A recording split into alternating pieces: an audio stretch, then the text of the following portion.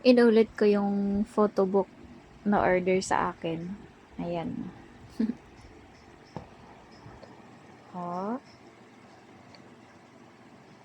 ayan. Tshananan! Oh, 'di ba? Mas maganda na siya.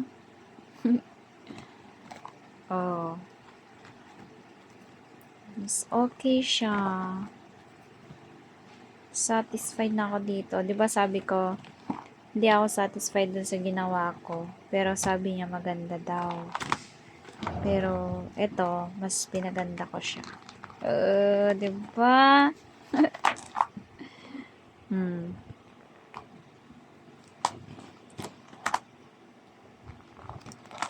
Ayan. Oh.